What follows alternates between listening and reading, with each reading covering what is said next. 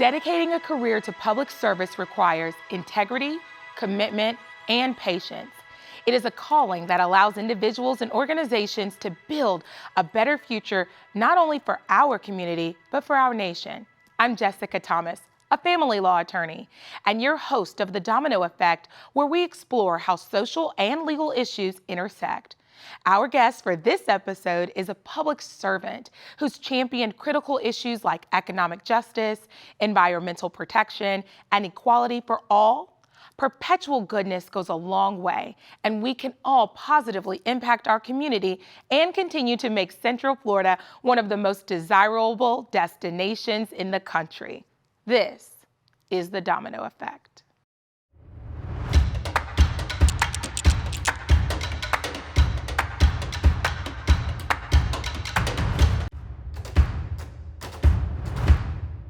She is a public servant, a vanguard for change, and a voice for the people.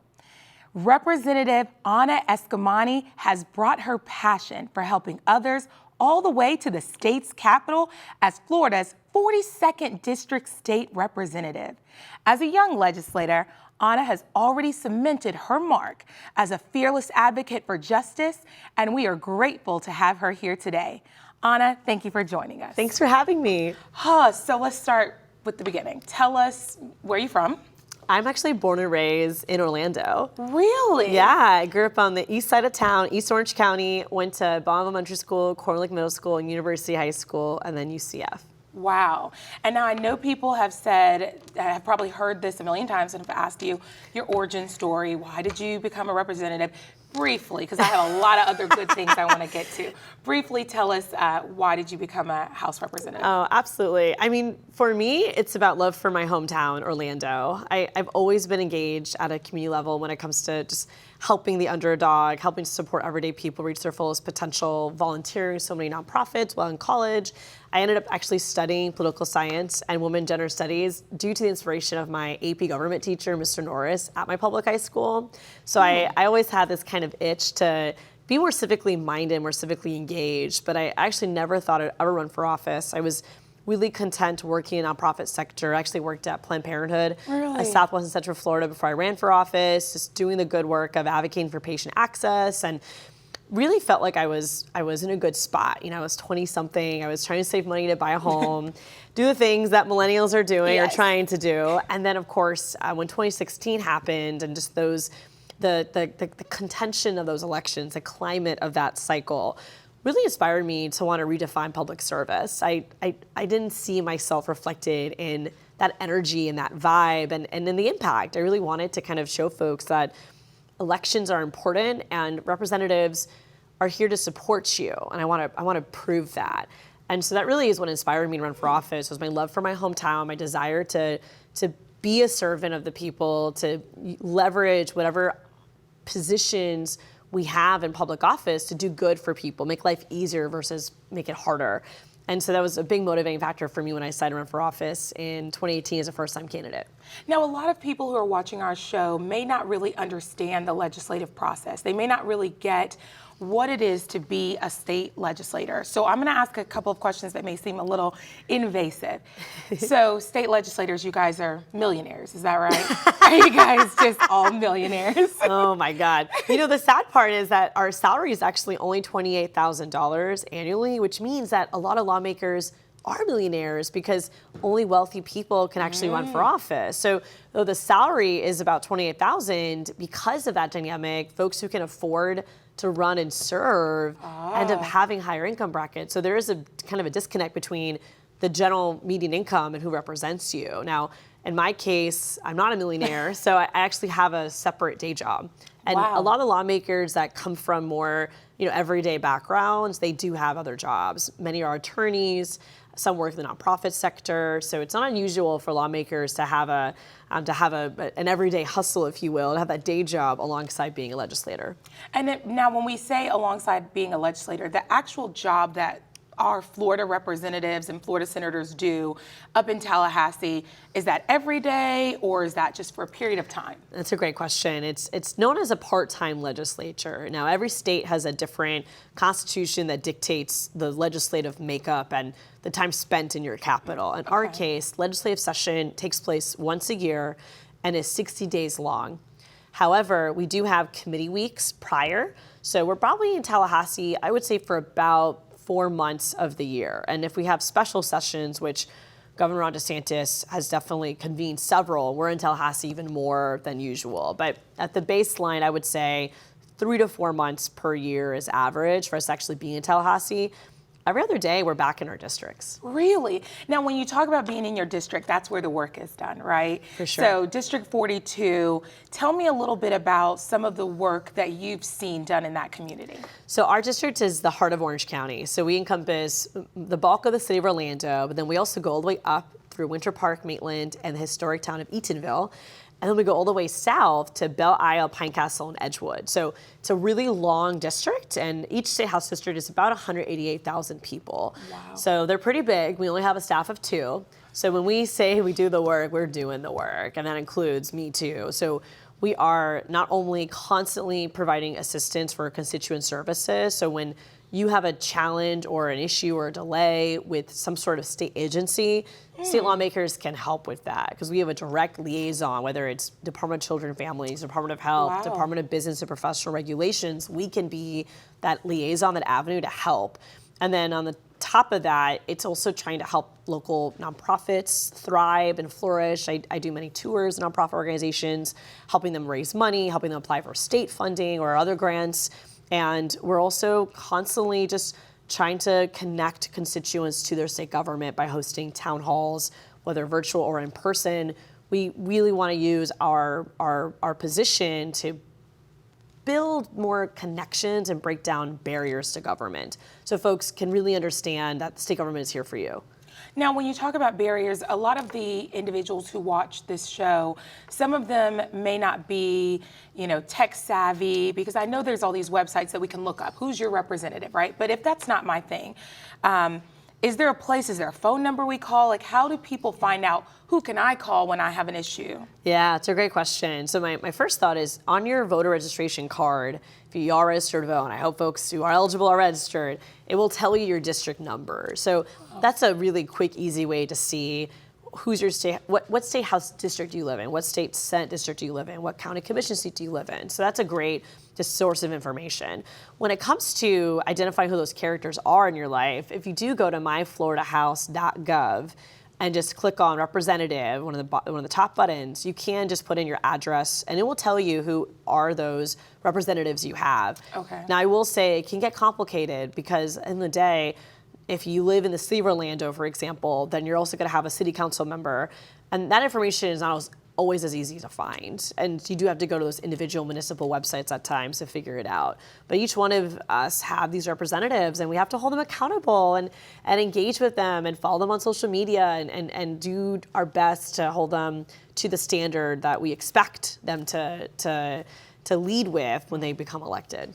Let me ask another question that I think a lot of people is say, I'm watching this show, I'm saying, thank goodness someone's there sitting with one of our actual Florida legislators.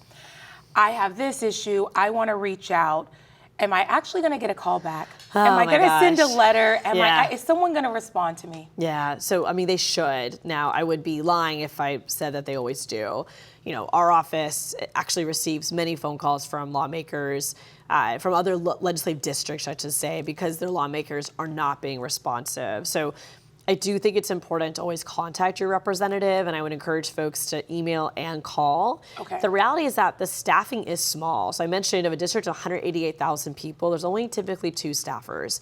And it can be difficult for there to be a responsive, at least within a decent amount of time. But unfortunately, I've seen situations where there is no response. So our office prides ourselves in at least a 24-hour response for folks who contact us. And if we're not your rep, we will help you get connected to your representative. So I wouldn't be shy to contact our office because we do take that responsibility very seriously. Wow. I think that for a lot of people in Orange County, it almost feels overwhelming. it feels overwhelming to get involved in the legislative process. What would you say is kind of that gateway to say, I want to be heard, I want to help? What would you say is that first step? So my first thought is that you are powerful enough and smart enough to understand this, and don't feel intimidated by it. I know government is heavy and wonky and polarizing, but your voice is so needed. And so don't feel intimidated, don't feel despair. You know, the antidote to despair is action. So we need your voice, we need your engagement. Now with that said, there are so many avenues to stay plugged in. Now, I mentioned myfloridahouse.gov. That is the main website that houses every bill filed by legislature, the amendments that were considered. If you also go to the Florida channel, which is very complimentary to Orange TV, it's basically the state version of C-SPAN. You can rewatch, committee hearings and kind of educate yourself on how the process happens. It's all Robert's Rules of Order, so but when you see it in action, it kind of helps you follow along a little more effectively. Subscribe to your local newspapers. You want to make sure you're up to date with what's happening in the news as well. But I do think at the end of the day, if you follow your state representatives like me, we are constantly sharing updates online to help unpack this and make government more accessible to you. Wow. What a great session. Thank you so much for coming today. Thank you for everything that you're doing for our community. And thank you for answering some of those hard-hitting questions. Absolutely. We'll be right back with more of the Domino Effect. But first, let's take a quick moment to recognize our generous sponsors. A disproportionate number of Floridians don't have access to the justice system. That's why Funding Florida Legal Aid exists to bridge this gap. Their mission is to increase access for the underprivileged by funding legal services, developing innovative tools and programs, supporting legal aid providers and the courts. Because of their efforts, they've been able to help veterans facing homelessness, children in the foster care system, men and women who've survived domestic violence, and securing benefits for our elderly and disabled. Doing good for the greatest in need, because everyone deserves access to justice.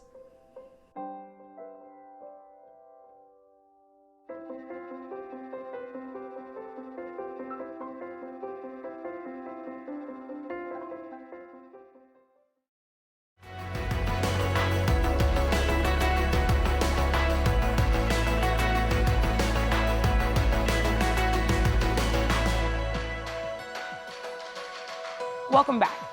Recently, there have been so many changes and updates to our legislation that it could have been hard to keep track. From laws about minors' use of social media to property rights and unauthorized occupants. Sitting with us now is our Florida House of Representatives District 42, Anna Eskamani. Hi, Anna. Hi. Yeah, that is absolutely true. There was a lot going on. Absolutely. Okay, so we're going to try to take this piece by piece. Let's do it. Let's talk about housing and homelessness. Yep. What did you take from this session? Let me tell you, a lot of missed opportunities and even bills that make a bad situation worse. So in the realm of homelessness, legislation under the name of House Bill 1365 passed. This is a bill that basically puts local governments between a rock and a hard place, where it says no person can sleep on public property, which was going to lead to criminalization of people that have no choice but to sleep on public property. And a part of it too is if you want to allow people to sleep outside, you have to create these encampments that have running water, security, no drugs or alcohol, basically like outside camps. And the reality is that local governments are not going to be able to establish those. Not only will the public oppose that being in their neighborhoods, but it's just cost prohibited because legislature didn't actually allocate any funds to do this.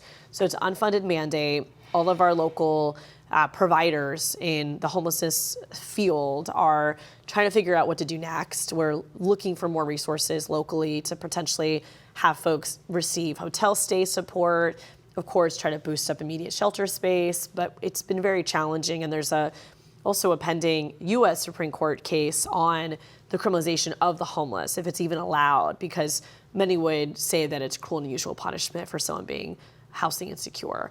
So the legislature really didn't take a leadership role on this, and I would say they've actually made the situation worse by kind of tying the hands of local government and creating an environment where it's going to be very difficult to solve this problem in a way that is compassionate and doesn't make criminalization the answer, because the reality is that if you arrest or fine people for being homeless, it makes it much more difficult for them to actually get out of that situation. Oh my gosh, Anna, I feel like I could probably talk about that for hours. I have a kind of connection. Yeah. So obviously we both know and love Orange County's legal aid. Yes. And they have a huge housing department where they're trying to help consistently. What has your relationship kind of been with Orange County Legal Aid, and how are you both tackling this? We have such a fantastic relationship with Orange County Legal Aid alongside Community Legal Services and all of our other legal aid providers. In particular, the Orange County Legal Aid Society has been essential in helping folks navigate eviction. We often encourage our constituents, if they feel like they're going to fall behind in rent, to contact legal aid and to figure out what their options are, to have support and negotiate with the landlord, maybe a payment plan, and really just try to prevent that situation from taking place. Because as you know, if you have an eviction on your record, it is so difficult to get a lease after that. And so we want to prevent someone from getting to that process as much as we can. And legal aid is an important partner in that. Most folks don't realize they can have access to a pro bono attorney. And so we want to promote that as much as possible, because statistics tell us that when you have an attorney by your side in these civil proceedings, it makes a huge difference in helping to divert that eviction and have that individual be in a place of housing security long term. Now, some people may be watching this, and again, and I really appreciate you making these things truncated so people can digest them. People are probably watching this and saying, whatever, we don't have that big of a homeless problem here in Orange County. You're talking about like Tent City in California. You're talking about this in New York. Do we have a homeless problem in Orange County? We have a lot of challenges with folks who are housing insecure, who don't have a home, and folks who are living in hotels and motels right now. And so they technically have a roof over their head, but it's not a long-term and secure option for them. And the reality too is we have a lot of Floridians right here in Orange County that you may not actively see folks, but they're living in the woods. And I have visited several encampments in the woods, to provide support and resources, and sometimes even with law enforcement, because there's been an incident of gun violence or harassment. So it's really, really upsetting. And it's interconnected with the fact that we don't have enough housing supply.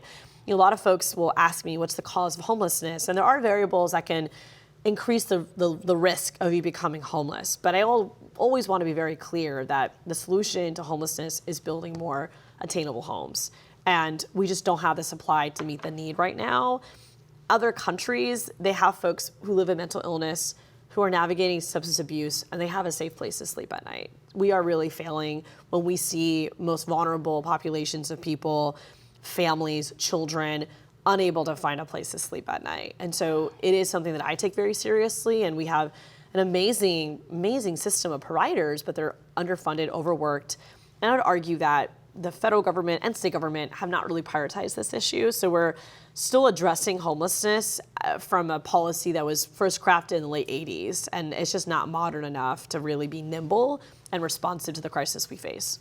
Now, you mentioned our children, and it took me, I've been practicing law now 13 years, and it was within that and my work with legal aid that I recognized how many children are going to school every day and homeless or, Right. Housing insecure.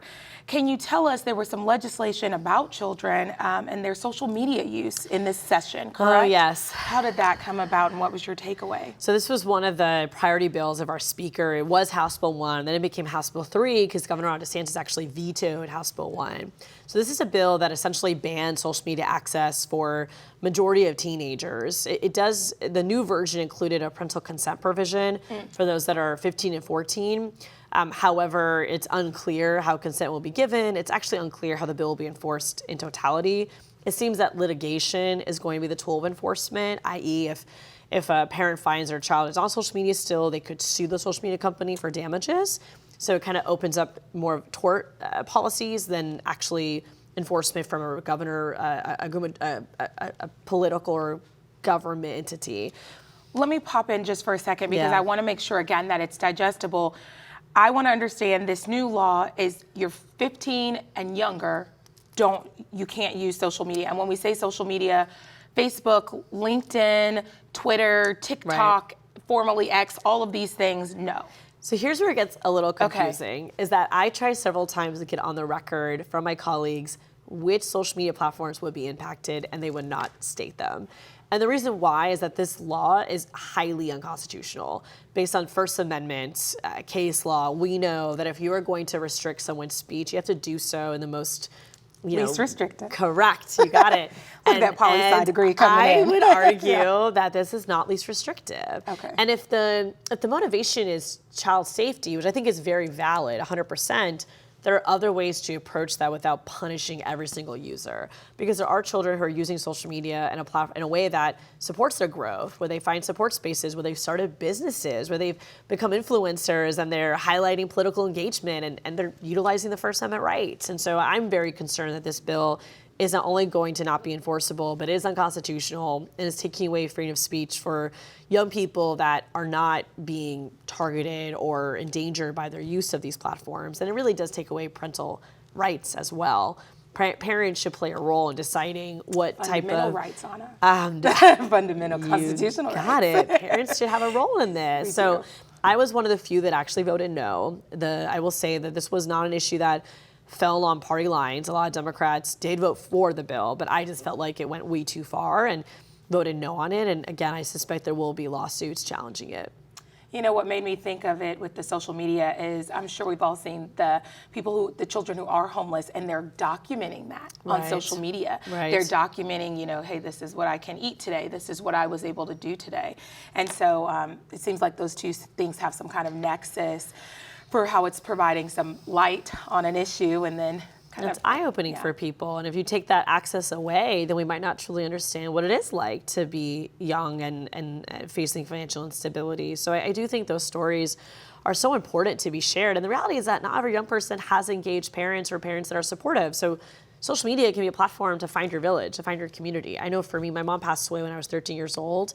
And that was in 2004. So that's when we started seeing LiveJournal, Greatest Journal, eventually MySpace. Those platforms were very important for me to have an outlet to express myself and navigate my grief. And so I really have concern about taking this away from young people. Thank you so much. Thank you for everything that you're doing. It was obviously a busy legislative session. Hopefully people will follow up with their local legislators and get the answers to their questions. Thank you again for being here today. Thank you. Thank you again, Anna, for joining us. We'll hear more about these pressing issues, but most importantly, how can we get involved after the break? A disproportionate number of Floridians don't have access to the justice system. That's why funding Florida Legal Aid exists to bridge this gap.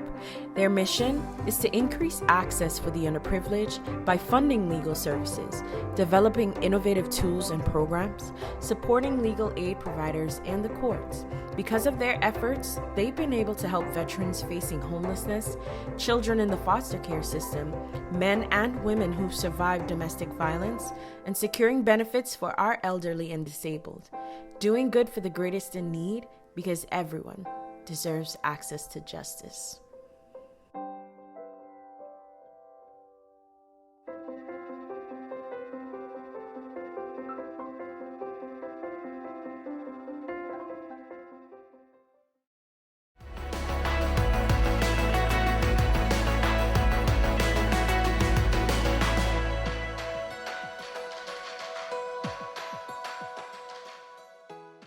Thank you for staying with us.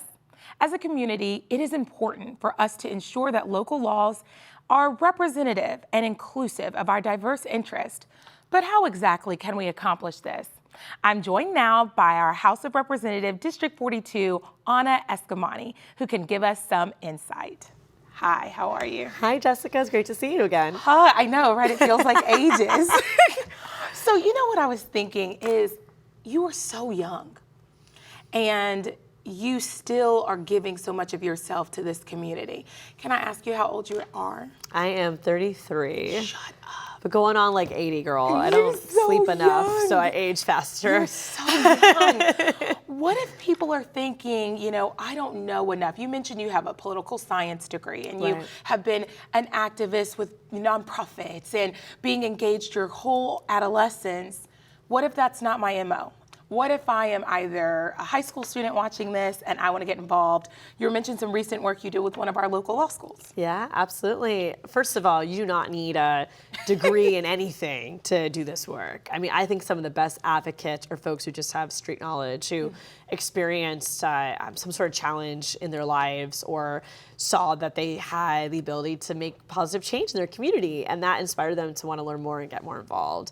And so my first piece of advice is know what you're passionate about. Whatever you're passionate about, there's going to be some sort of organization or policy outlet where you can engage with. Maybe it's animal welfare. Maybe it is access to healthcare. Maybe it's at your church. You want something to change at your church. I mean, advocacy takes place in all shapes and forms. And so to understand what your passion is, and then from there, what level of government does it intersect with? Because I do think being able to understand, is this a local issue, a state issue, or a federal issue, can give you the alignment you need to then decide, who do I talk to next? Is it going to be an issue with Congress? Should I contact my congressperson or a state representative or my school board member? So those are the first steps I would always encourage folks to do. Identify your passion, think about what level of government it intersects with, and then build that network. Reach out to those individuals and see what can happen next. What are some of the organizations that you are passionate about that you support? Oh my gosh, so many, so many. My bread and butter is the nonprofit sector. I still do nonprofit work today, and I serve on many boards. I'm a huge arts and culture advocate, so most of the boards that I serve on intersect with arts and culture, from Winter Park Playhouse, Orlando Gay Chorus, to Central Florida Community Arts. But the nonprofits that I intersect with in my work as a lawmaker are going to be those service providers that are working in the anti-poverty silo. So for example, Catholic Charities has multiple programs like Pathways to Care that we work with. We also, of course, work with all of our continuum of care organizations under the banner of Homelessness Services Network, including Coalition for the Homeless, Salvation Army, Orlando Rescue Mission. We are constantly connected with Harbor House and Victim Service Center, Central Florida. So we really try to understand where can our nonprofits be of support to us and vice versa. Another great organization is United Way and the 211 line, and of course, Legal Aid. So every organization that works with a constituency, whether it's our seniors, our veterans, those of low income, we are constantly working with, and of course, trying to help raise money, trying to boost their resources. One of my other favorite organizations that's going to be opening up their new location is called Peer Support Space, and they're a mental health provider that really tries to embrace the peer-to-peer services and helping folks who've gone through a mental health crisis, who have now recovered, be that peer mentor for others. And so a lot of organizations that really need all of our support. Wow, I remember peer counseling in high school. Yes, wow. I was a peer mediator in elementary school. So it's very important. And Florida has recently created a peer-to-peer licensing. So trying to help encourage more peer-to-peer mentors is very important. I love it. Now, you mentioned supporting those legal organizations. Orange County Bars Association Legal Aid Society is so important. And you mentioned some of the Harbor House kind of domestic violence issues that we're facing in Orange County. How is it that when people want to give to these organizations, how can they know which ones are ones they should give to, like Legal Aid, where they should absolutely support with their time, talent, and treasure? Absolutely. And some organizations that maybe aren't so reputable. Yeah. Is there a place that you can go? I'm thinking like Central Florida Foundation. Are there places like that? I was going to recommend Central Florida Foundation has their charity navigator. So you always want to make sure that a nonprofit has listed, publicly their board of directors, their 990s. You want to make sure they have a legitimate website. I mean, there are some steps you can take just to double check and make sure that these are organizations that are credible and have a strong track record of service. And I would even encourage you to have the capacity to volunteer for a day or, attend one of their receptions. All of our nonprofits are hosting luncheons and evening events, and really get to know the organization as well, because your treasure is needed, but so is your time. So many organizations are looking for new board members. So definitely consider, how can I contribute in a meaningful way at this level? Let's say, you are everywhere, literally everywhere. I was mentioning to you that I saw you get an award from the Pride Chamber of Commerce. You are doing such good work. What if someone wants to find out where these kind of organizations are as far as hey, I want to get involved on these boards. I want to, follow some of the steps that you've taken. Yeah. You mentioned about people following their passion, reaching out. What if I hit a dead wall? Sometimes, that's what happens. Yeah. You call, you don't get a call back. Can you manage expectations for some of our watchers? Hey, you may not get a call back. Call again. Yes. I mean, don't give up the first time. I mean, I'll tell you from constituent services, someone might contact us and we contact them back. And if we don't hear back in a week, we contact them again. I coach my team on that. I'm like, listen, people get busy. So even when it comes to, when we're receiving emails, we're very intentional in responding back more than once because I know people have busy lives, they get distracted. So it's the same thing with any nonprofit organization. To remember that nonprofits are overworked and don't have a lot of staff. Same thing for government agencies. My God, one of the issues we always advocate for is more funding for just staffing support with our schools, with DCF. These are agencies that are managing food stamp applications and often have so many delays because they're understaffed. And so, again, when you're talking about state agencies, feel free to contact your state representatives because we can help cut through that red tape. With a nonprofit organization, I would encourage you to give grace, but also try to contact them in different ways. If you sent an email and didn't hear back, call them as well. Send them a direct message on social media, right? I mean, think about other ways you can make contact, and it's not a bad thing to be pestering. I mean, if you're really passionate about wanting to get involved, I would pursue that avenue as much as you can. The squeaky oil gets the grease. Absolutely. Tell me a little bit about you mentioned the access to our legislators. Do legislators have office hours? Do they have somewhere I can go? I'm an older citizen, let's say, and I'm not techie. How can I go somewhere? I like things in person. Absolutely. I'm actually 97 inside. I like things in person. How do I get there? So the unique thing about Florida compared to other states is that we do have our own offices. So remember, every state has a different legislature. So if you moved here from New York or California or somewhere else, sometimes adapting to Florida might be challenging. So we do have district offices that are open Monday to Friday, 9 to 5. We're on Concord Street, so come on by. We also have a community garden and a little diverse free library as well. So we welcome folks to stop by our office 9 to 5, Monday to Friday, and every legislator should be doing the same thing. Now, it doesn't mean that we're always there. As I mentioned, we have typically another full-time job, and we're just in the district. I'm touring facilities. I'm working on many projects. So our staff will always be there. I try to be there too, but you definitely can talk to a staff member, absolutely. Wonderful. Now, you mentioned books, and I just want to touch back on the legislative session. Was there any legislation about our children and their libraries or their learning? Yes. In fact, a bill that Governor DeSantis recently signed into law tries to pull back some of the book banning environments. Florida, unfortunately, has seen just hundreds and hundreds, if not thousands, of objections to different books that have been deemed unnecessary. And so there's a new law in the books now that says only parents can file unlimited objections to books in the school district. Anyone who is a non-parent has one objection a month. Personally, I think there should be more enforcement. In fact, there was an early version that had financial penalties if you filed multiple incorrect objections. But I will say this is a step in the right direction in trying to set some guardrails here, because we've seen a lot of amazing books that I'm sure you and I read growing up that are amazing and important, with Eyes Are Watching God, To Kill a Mockingbird, so many others that have been contested by some. And so the goal of this legislation was to try to tamper that a little bit. So we'll see what ends up happening at the school district level. Well, I'm going to end on that positive note of legislation, thank goodness, because reading is so fundamental for our children. And I appreciate everything that you're doing. I appreciate your time with us today. We know you are out there in the community giving. I hope I have shown everyone that these legislators are not people who are just, living on the high horse. They're doing the work. They're doing the work, and we appreciate you. Thank you so much for everything that you do. We are friends after this. I hope you know that. Okay. Absolutely. Okay. I would like to again express my gratitude to Anna for her bravery, commitment, and advocacy on behalf of Orange County residents. It takes extreme courage to tackle issues in such a polarized political climate. Her resilience is admirable, and we want to wish her the best on her journey to fight for others. To our viewers, thank you for watching, and we hope that you will join us again. I'm your host, Jessica Thomas, and this is The Domino Effect. A disproportionate number of Floridians don't have access to the justice system.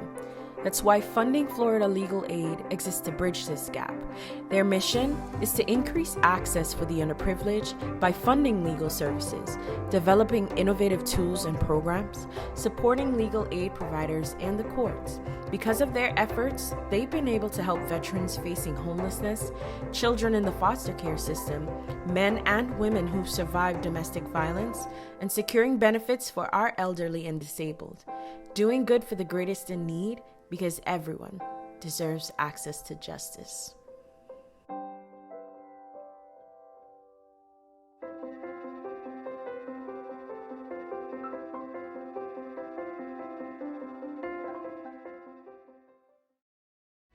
The Legal Aid Society has existed for over 60 years, providing legal representation to clients on issues similar to those discussed in this episode. It is imperative that the community knows when faced with legal troubles, you are and should still be able to receive high-quality legal representation and access to justice regardless of your income. If you are seeking assistance on a legal matter, you may contact the Legal Aid Society Law Firm by calling 407-841-8310. The Legal Aid Society is a nonprofit law firm that relies greatly on volunteerism and donations. For more information on how you can support this worthy organization, visit legalaidocba.org today. Thank you for tuning in to this episode of The Domino Effect. Remember, perpetual goodness goes a long way. Until next time.